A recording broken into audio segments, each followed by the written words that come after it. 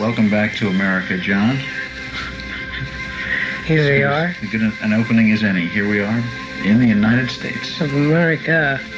You were in Switzerland now for quite a while. Just before Christmas, we went to Switzerland and stayed there for about 5 months and did a lot of skiing and enjoying ourselves, as well as making our new album.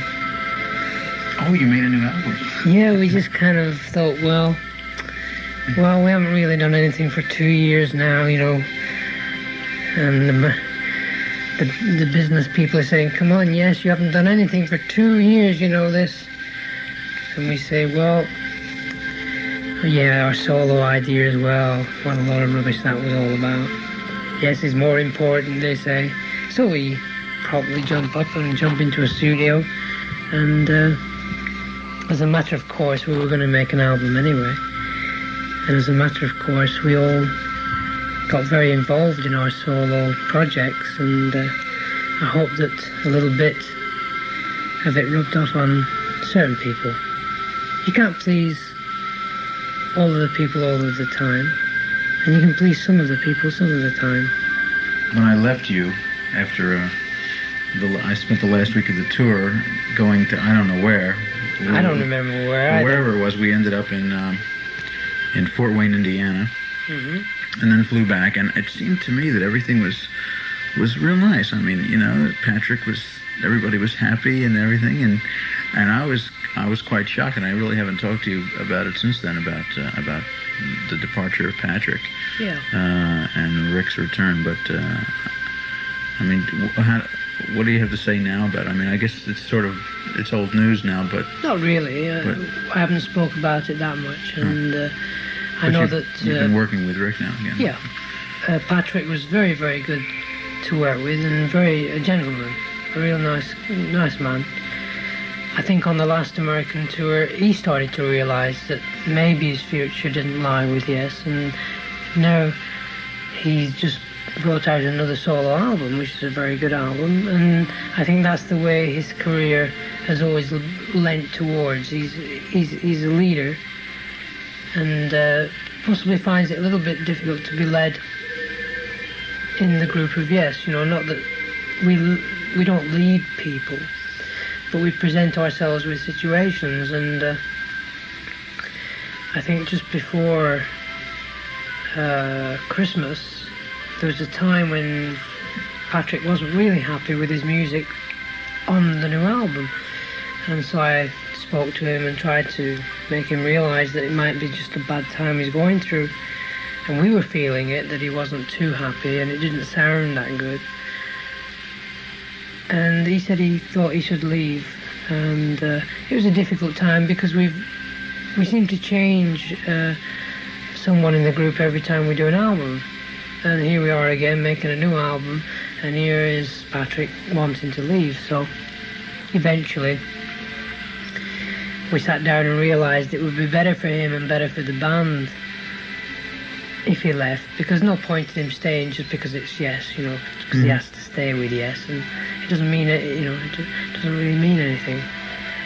So we were presented with the situation of Rick coming back into the band just about Christmas time, so he came over for a day, asked him to come over, listen to the music. If he liked it, we'd be very happy if he played on it. We didn't really want to commit him to joining the band again, but he came over, and in his usual humorous self, you know, he kind of knocked us all over and said it's great music, he wants to rejoin the band, and that turned us on a lot, because I think we were a little worried that our music at this point, maybe it wasn't quite the right music for the time, but I think when Rick came back and explained how he felt about the music, we were ready. We said, oh, that's good. And we were very happy to have him back in the band. And we're very happy to be back on tour with a new album. How much did Rick contribute to the album? Very much. The situations were very open. We'd written most of the music, but the soloing areas were very non-committed. We decided certain ideas could come out, but Rick, you know, he just kind of comes in and takes over the keyboard job, it relieves me of a lot of thought about what kind of sounds are needed, and I can just relax and let him do what he wants. And obviously at times on the album we got together very, very closely, like we were on Fragile, where we have a complete union, where I don't have to say exactly what I'm trying to feel in my head. I can just look at him and say, this kind of thing is needed, and he just plays it automatically because he's in tune with me and I'm in tune with him, if you like. And that was happening on Fragile and Close to the Edge, and a little bit on Topographic. I think the main reason why he left was because he didn't get into Topographic. And the main reason why he's come back is because he can get into this new album and the way we are thinking these days, you know. You think you've changed your thinking more in his direction?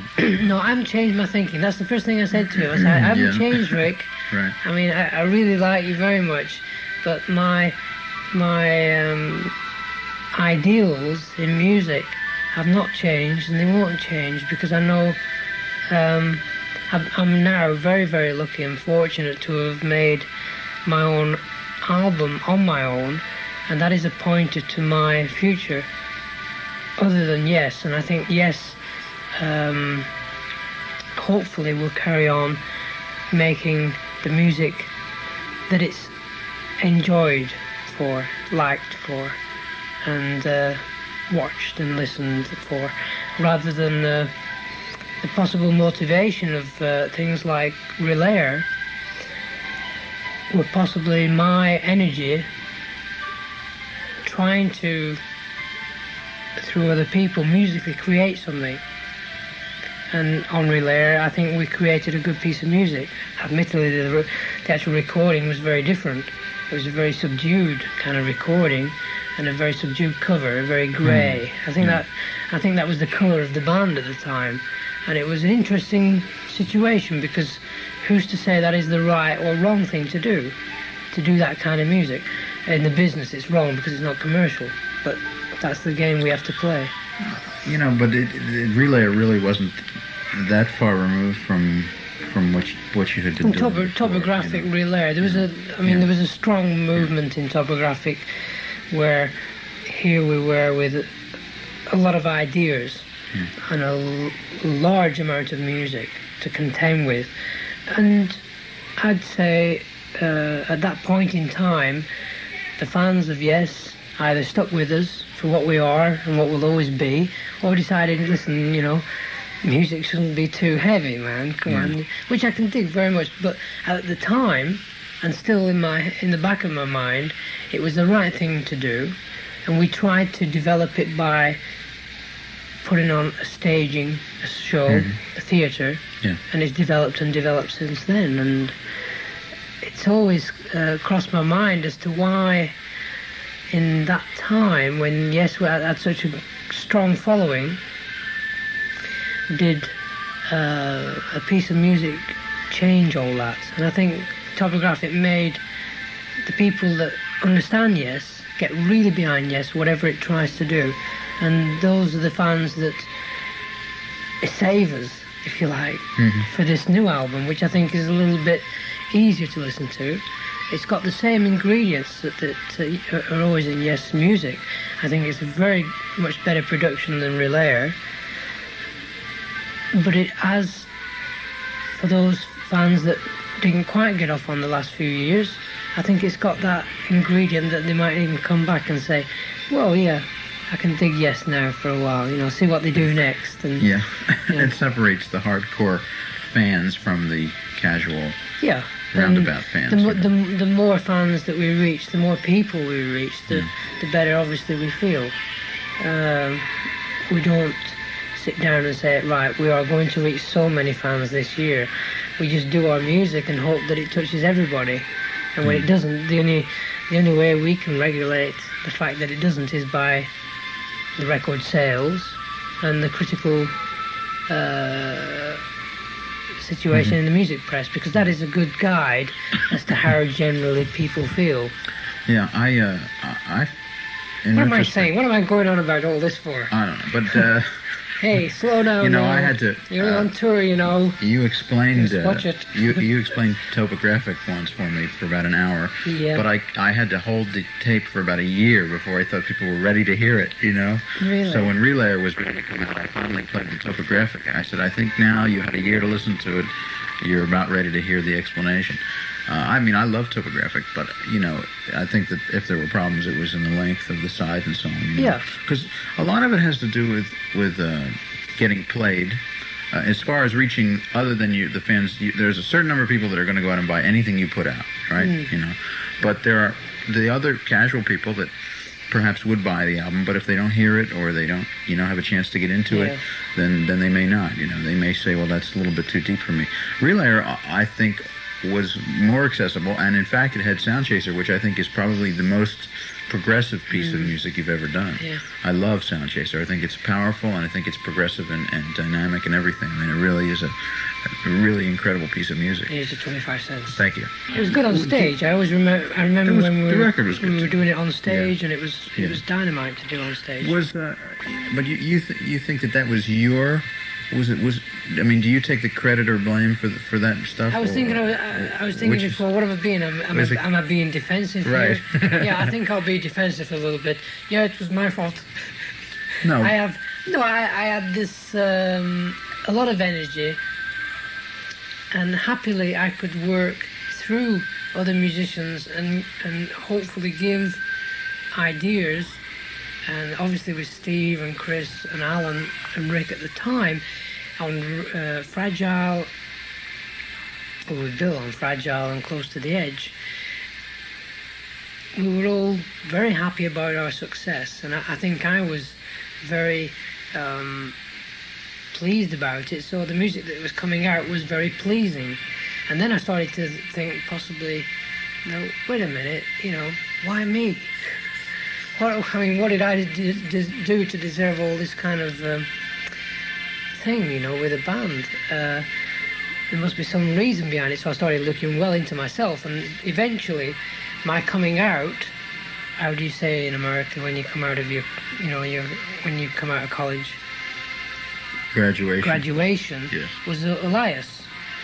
Uh-huh. I went very deep into trying to figure out what's all this about now. I was in music for a long time. Did you figure it out? Oh, yeah. Well, why do you think you? Then why you? Well, that will come out later.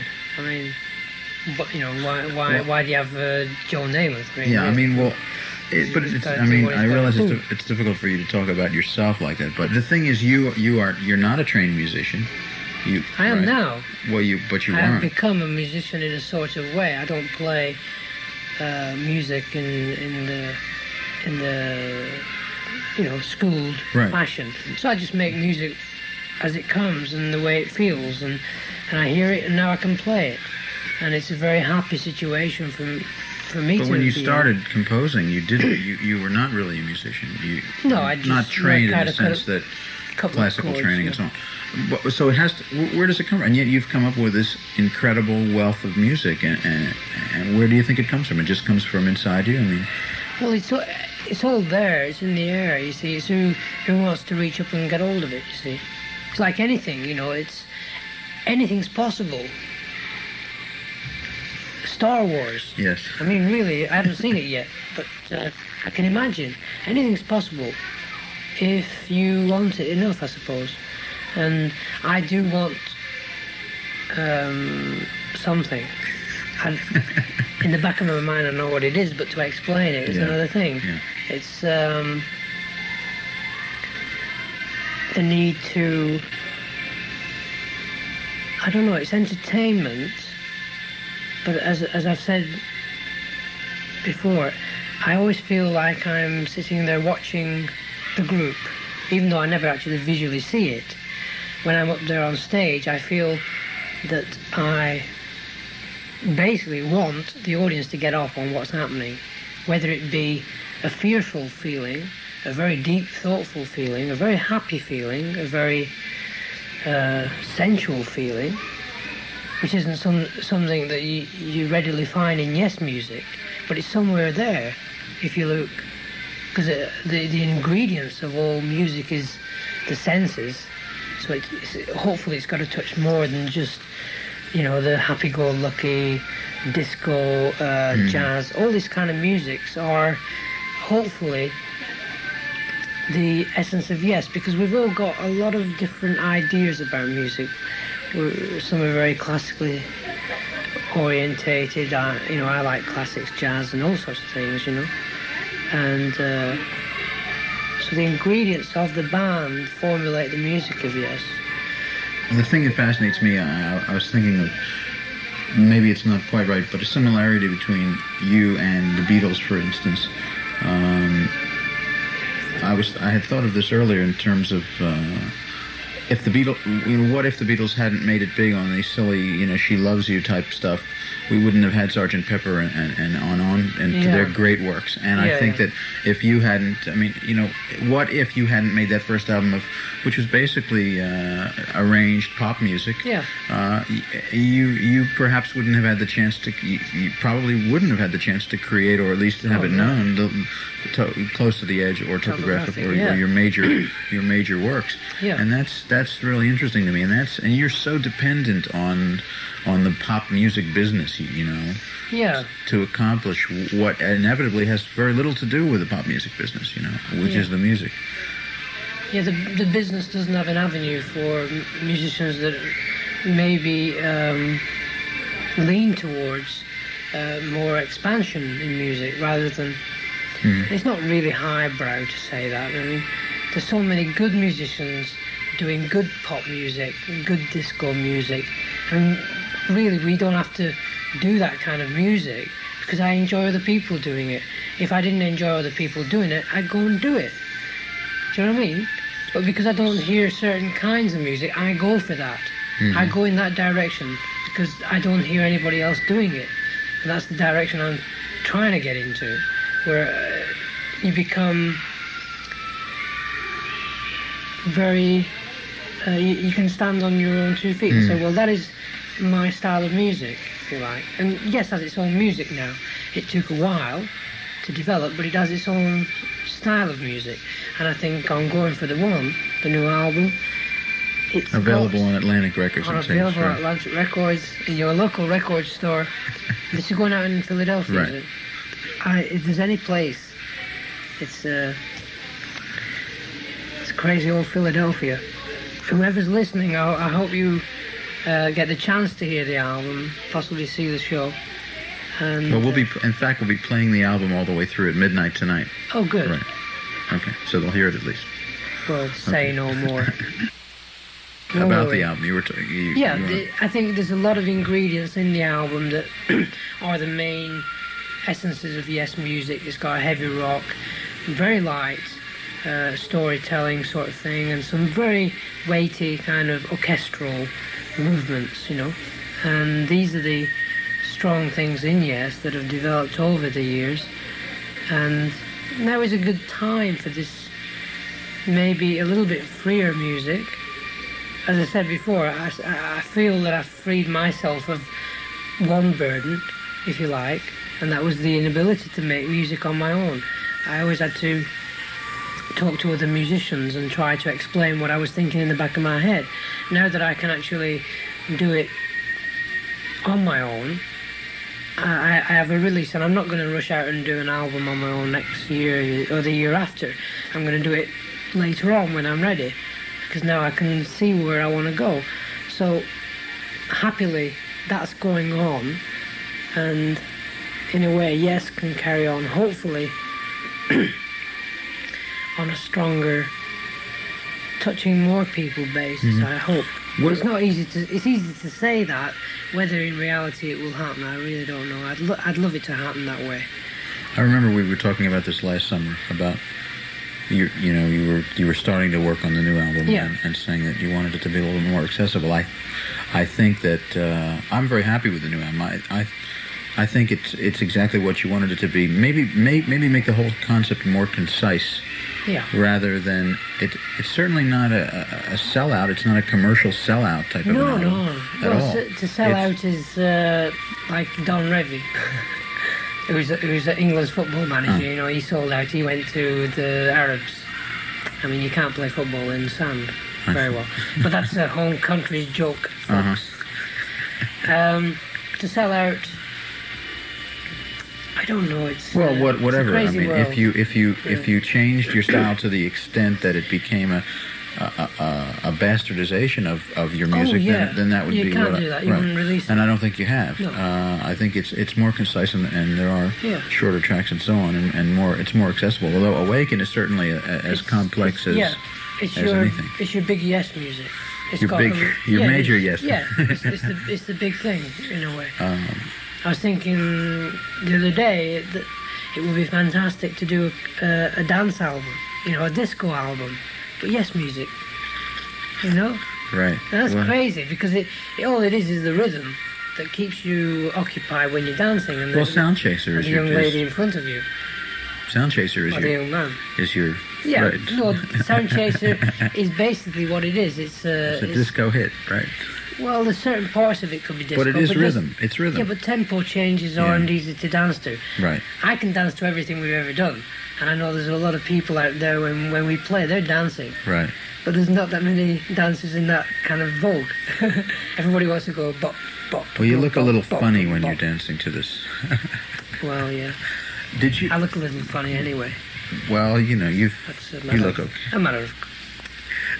But your solo album, then, Elias, I mean, that was just all you. I mean, what do you think of that now, 2 years later? I'll always enjoy it because it was an experience, total experience of being on my own in my little studio and having a lot of dreams and a lot of thoughts going on in my mind. And I feel it was the start of something that I'm going to be doing in later life. I believe so. I would love to feel that because my energy is going in that direction. I'm working towards it in my mind that I'd like to try something again. Not in the same vein as Elias, because Elias was a very... it was a story. And the music had to be set around the story. I was being self-explanatory. I was explaining the story to myself as I made the music. I was trying to figure out where I was going, and it all came together eventually. And well, does its lack of great commercial success bother you? No. I hope that whoever listens to that album, whoever bought the album and enjoyed it, and that's the main thing. If they enjoyed it, I'm happy. And the more they enjoy it, the more happy I am.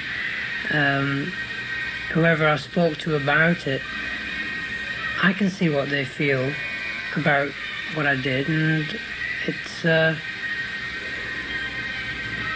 was a very exciting time of my career. Commercial for it to be a commercial success would have been an added bonus. Just actually make it was the thing, and release it in the way it was released. I did enjoy very much the cover work, the artwork, and the actual way it came out. It was just right. There's no need for it to be a 10 million seller or a million seller. It's not.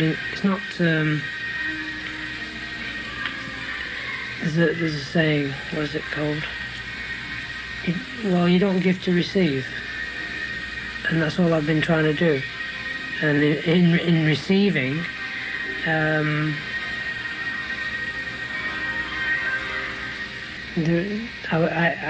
was, in a way, as I was giving, I received at the same time, and that's what happened. And I'm very pleased about that. A couple of years ago, you sang me a little bit of what was then High Vibration. Yeah, right. You remember? Yeah. And that was a fragment that you had around the time of Relayer. And now that has become Awaken. Yeah. You want to go through the tracks on the new album a little bit? Where, I think it's interesting to see perhaps where, aside from who wrote them or whatever, is when they were created and how they evolved, you know. Going for the One was a song I wrote 3 3 or 4 years ago. And it was always one of these songs we'd start rehearsing for a tour or rehearsing for an album, and I'd stand there and say, "How about this then? Da-da-da-da-da-da-da-da-da," sing this song. It's the Hawaiian Punch, isn't it? I can't say that now, you have to lie. Anyway, and he didn't really tag along. And then the last time we were in Switzerland, I played it again, and they all said, "Hey, that's a good rocker, that one, let's do that." And I said, "Yeah, well, let's get down and do it." And it was all ready, and I just got the lyrics together on it. And it was, as I say, it was a real rocking, boogie kind of thing, and Alan's kicking away, and everybody's pushing. So it does come out as a very, very high-tensioned rocker, rather than a laid-back rocker. It is a high-power piece of music. And then the Hollywood ending, which I like, the old, where we talk about sending love. Anyway, then we got into Turn of the Century, which is a song, again, 3 years ago, me and Alan were together and we wrote this song. It's beautiful, beautiful. I'm glad you like that.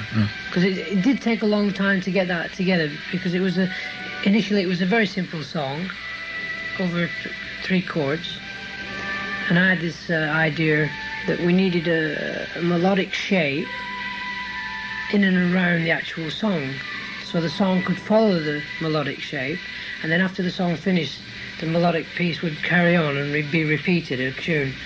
And Steve helped by coming along with this piece of music in the same chord structure, and eventually it came out that it was possibly the most difficult song to sing on the album, because it is a slightly new venture for me to try and sing in that frame of mind. It's like storytelling in a way, and yet I was I don't know, trying to get close to a certain feeling. It's very hard to explain what the feeling is, but if you listen to the track, you might.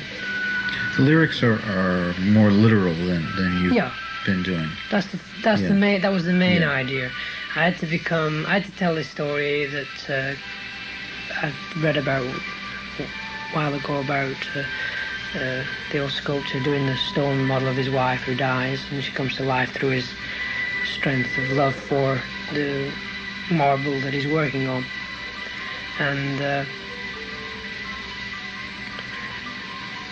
And when you've been in a lyrical atmosphere of total freedom in the lyrical content of all the albums that Yes have done, I've been relatively free to feel my way as I want to, and I think I've created a certain style. A certain style. It's something that comes very strong, I think, on Awaken. That kind of style. Statement. Everything is a statement. And on Turn of the Century, I needed to really relax into a little bit of a story, and that's where. So you have a very alternate situation. You have a very strong rocker with going for the one, and then a very light piece, which if you want to, you can drift along with, and hopefully you'll enjoy it. And then we go into Parallels, which is Chris's song, and in that we have the church organ and things. It's a very heavy piece of music, very strong. I'd say very, very dominant, very good stage number, very Yes kind of music. The songwriting from Chris came more out on his own album. Yeah. As you said, it sounded more like a Yes album than any other album of the band. Yeah. But I think Chris has been, like myself, with the band from the very beginning. So the ingredient that Chris puts in is possibly more on the musical level, and me more on the dreaming kind of level. The possibilities, as you hear on Parallels, it's straightforward, here we go, this is the music. Whereas as far as my kind of ideas go, they get into different kind of ideas, different kind of, I look for different things. And Was this a new tune of Chris's, or did he have it? I'm not sure. I think he's had it for maybe a while. I'm not sure. He just came along one day and he played a cassette to us, and it really sounded good. We got the church organ together and went off and played it. That was the one where Rick did it by telephone? Yeah, that's right, in 10 miles away in a church, beautiful church. And Wonder Stories was a song that I just put together one day while we were in the studio. This tune came, I thought, oh gosh, that's really nice, and the lyrics came very fast, and the catch line of Wonder Stories was something, a little bit what I was thinking about in the back of my mind, about the idea of being able to tell a few more stories as they come along, you know. And here was this man who told the most wondrous stories, who could take you to the heavens if you want to go. And as it happens, when I go, I get to the gate and I decide it's a bit too... I've got to go and have another listen. Just want to make sure everything's okay. So, a nice little tune. I like doing that. And then we got into the main... I call it the main track of the album, which was Awaken. It was a track that we started planning last year when we were on tour. I walked into Steve's bedroom one evening, late evening, and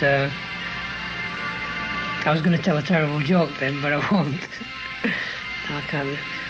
And he was playing this beautiful line which goes dun dun dun dun dun dun dun dun dun. And I started thinking about that, and we sat down and worked out some ideas, and I explained I had this kind of chant-like idea, and I couldn't actually work out the chords at the time, so Steve helped me on the chords there, and that made the basis of the whole idea of the track. And one of the good things, I think, in listening back again to Awaken is the freedom offered to Steve and Rick. It gives them the chance, Steve especially, to be heavy into... It's a very heavy rock feel that he gets into after the second verse. And then where Rick has the chance to develop is in that very slow, delicate area where I get the chance to play my harp for the first time on any Yes album. You can actually hear in the background a harp, and it's me and Alan going plong, plong, plong, plong, plong, plong, which I do enjoy doing. Mm-hmm. You will be doing... You think you'll be doing most, if not all, of the album? I believe we're going to try and do most of the album. I know that whenever we sit down and discuss a show, there's never enough time. We don't want to keep people there too long. Well, in Philadelphia, you could stay all night. Yeah, I'd love to, really, but sometimes it's always very delicate. You know, who wants to stay? Well, you have to do Topographic all the way through again now that Rick is back, right? Yeah. Maybe one day we might even do something. I don't know. Maybe a film. I don't know. That was just off the top of my head. Yeah. Or the bottom of my feet. Do you think, have you thought at all about what the show will be? We try to work towards because we didn't do Close to the Edge on the last tour. And I think the tour before, I'm not sure. No, we didn't do it for the tour before either. And last year I said, I can't wait to do Close to the Edge again. So we're going to be doing that. And then And You and I, which we haven't done for a while. Probably you won't be doing anything from Topographic or Relay, right? No. It's what in a some surprise. ways, well, there you go. In some ways it's not from the want of wanting to do that music. It's just that we have a new album. The music on it is very good, and we want to play it on stage. And the music that we know would be enjoyable for Rick and the group is the music we're going to try and do. I think, we've all learned a little bit. It's not easy to go out on stage and do 80 minutes worth of new music, but for the people that did enjoy it, I'm always very happy. But I'm always I always get into the old doubts. I've got a few doubts like everybody else, But it was a great time and a very enthralling time. A lot of experience was gained.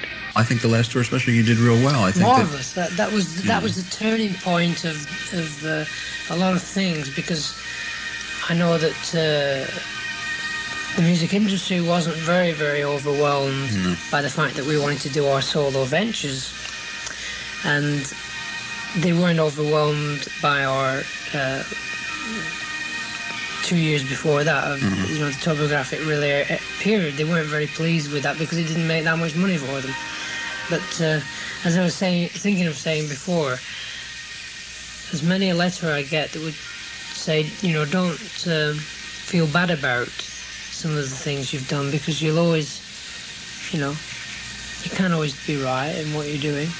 And I think that's so right. And I would only hope that the people who enjoy what we do maybe understand us that little bit more.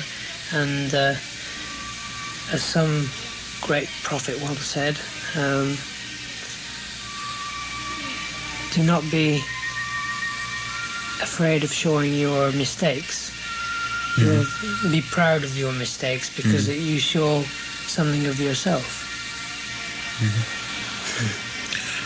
Well, people also like to speculate that the solo albums meant that there would not be any more Yes, you know, and that was also horrifying. We planned it very carefully. Yeah. We made sure that we were going to have the time. We allocated 4 months each. Yeah. Well, we said, okay, for the next 4 months, let's get on with our things, because if we don't get it out of our systems, it's not going to be good for us. Did that have an impact on you personally, and your idea of the fact that Rick went off to do his solo albums, and how that felt like? Because I remember years ago you were talking about the possible conflict with Rick's solo albums with the group, and you wanted him to devote full time to the group, and then you later went on and you each did your solo albums. Yeah, I think one thing that me and Rick, when we sat down, had a beer and sat down and talked about things, we both learned two things, which I think is very interesting. He learned what it's like to run a band, which is my gig in a way. I don't actually run it, but there's a lot of responsibility comes my way, and he found out what that's like. And I found out what it's like to be able to do solo work. And it's enlightening, because you get, all of a sudden, you don't rely on other people, and they don't rely on you. You are your own master. And that's something that Rick had found early on in his career. Because of his musicianship, he was good enough to do his own work. And at the time, I was on the threshold of venturing into the unknown of this large-scale piece of music. And there was our situations. He didn't want to, in some ways, he wanted to find out what it was like to lead a group, and I wanted to find out what it was like to do a solo album. And never the twain shall meet. Was it an ego clash back there between so, you? Yeah. And you've resolved that now. I understand you and Rick are great friends. Like two peas in a pod. Yes. But we were great friends up until that one moment in time. Yeah. And we'd always had a great sense of warmth for each other, and we have it there, and it's still there. It'll always be there now that we know we can have a little battle now and again, but it won't be the same. We've had our battle, and it might come out in other fashions, but I know that working with everybody in the group, it does have its ups and downs. Sometimes it's most enlightening, and sometimes it's most frightening. That's because I'm a poet at times. That's why I said that. And a painter at times. Oh, painter, yes. So in a lot of ways, it's always exciting to work in amongst such fine musicians that we have in the band. And but I have to say, one never knows what's going to happen the following day or what's round the corner. I'd like to believe that the band can stay together for a long, long time and give a lot of pleasure to a lot of people. Now that's what I, in the depths of my soul, would love to happen. And if it comes about, and it won't be from the want of trying that it doesn't come about. Because we're very lucky. We're very lucky to be doing what we're doing, and we come here every year, And I come and say hello to you, Ed. And I come and sit here and talk to you. And I never really understand that much about how people react to what I've been saying. You know, I just hope that everybody enjoys what we do, you know. Well, I can tell you that people do appreciate hearing what you have to say, you know, and I. But do they understand? No, not at all. I don't no, understand. they do. I think they do, and I think that you are eloquent in your way at expressing your feelings in a way that is surprising only in its honesty. I think that, you know, this is another 25 cents worth, you know. Right, but I mean, these talks that we've had over the years are they're considered unique. I consider them unique, but I think from a listener's viewpoint, it is so far removed from the average rock and roll rap. Well, hi, John. You know, here's your new album, and it's. I mean, you know, I appreciate the fact that you open up to me, and that I can pass that along to them, and I think that they realize that says a lot about you, about your being honest about these things, you know. And trying to express a lot of ideas that are hard to express. Yeah. You know?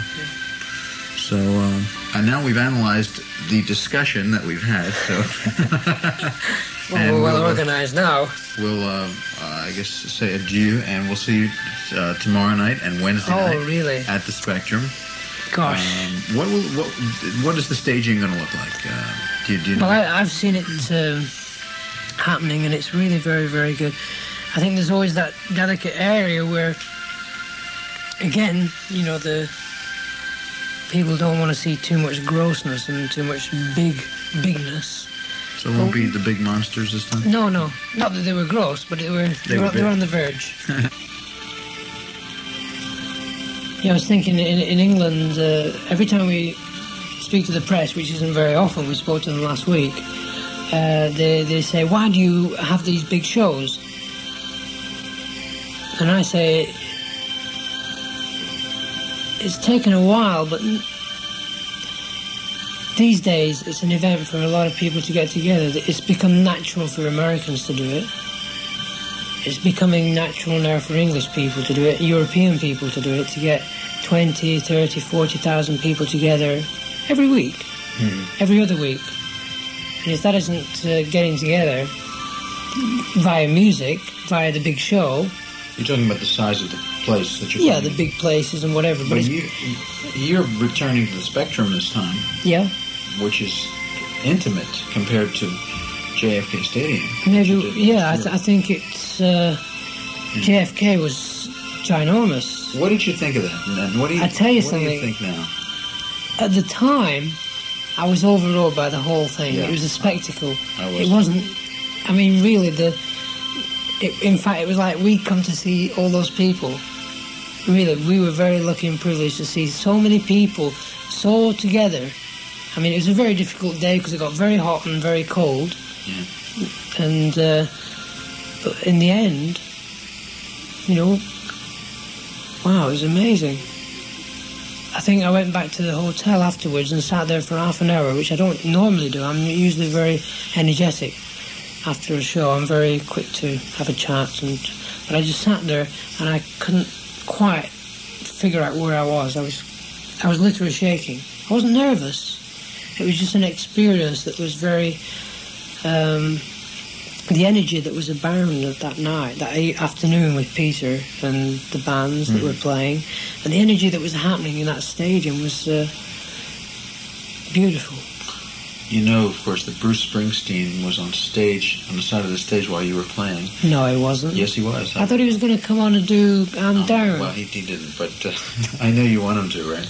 Oh, great. But he said, what? He looked out into the audience, he says, what's all that, Ed?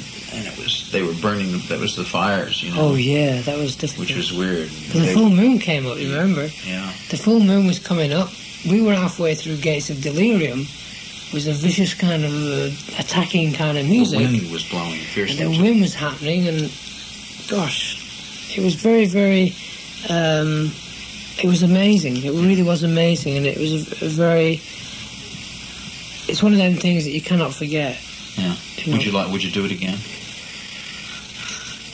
Well, you're not doing it again this year. We're not going to do it again. I don't think, to be quite honest, it wasn't my idea.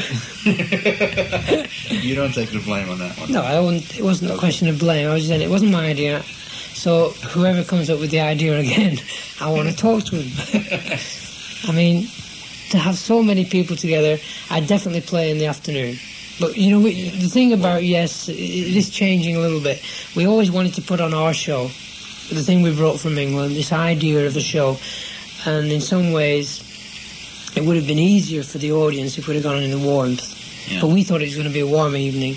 Yeah. It just happened. The effect of the lights. Yeah, the lights, the lasers and everything. We have lasers this time, by the way? I think we're going to be using, we've got some different kind of effects. And hopefully it'll be intriguing, because lasers now are used. Yes. I think they're good, because there's news that laser beams are going to be projected towards satellites and stars, and projected back and used by airplanes for fuel, which is interesting. Mm-hmm. Yeah. So lasers just aren't the old light show, folks. Mm. It's going to be a little bit different. I think you'll find out. I think you'll find out something to your advantage. Oh. Great expectations, folks. All right.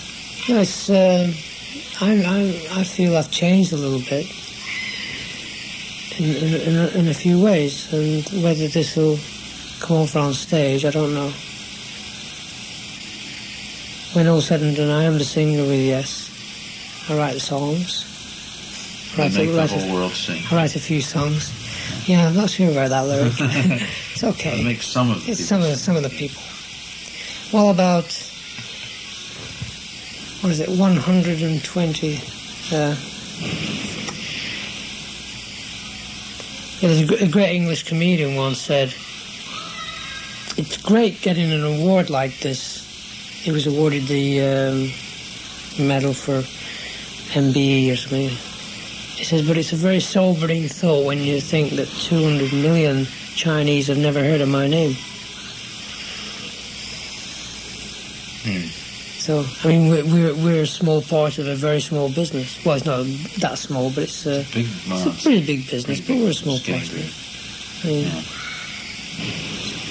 Yeah, it puts you, I guess it humbles you a little bit when you think of it in those terms. Yeah. But on the other hand, but just to be able to touch the people that we do is amazing anyway for us. For me, But you are one of the giants, and to say that you're a small part of it, I mean, you're still one of the major. Well, but when you walk in a record store, I mean, really, and everyone has got something to say. But when the clerk recognizes you and asks you to autograph his album, then you know you've hit the people that. Yeah, it's only because he was told by that other guy who just happens to be a Yes fan. No, he knew. No, I know what you mean. Anyway, all this is real garbage. Really, I mean, we've really got to the dregs, haven't we? But thank you, and we'll see it. The spectrum. Yeah, thank you very much. And welcome back. It's really good to have Yes back again, and it's nice to have Rick. It's all right to have Rick back. Yeah. Good. All Good. Right. That's what it's about. Thank you, John, and thank you, as usual, for everything. Good.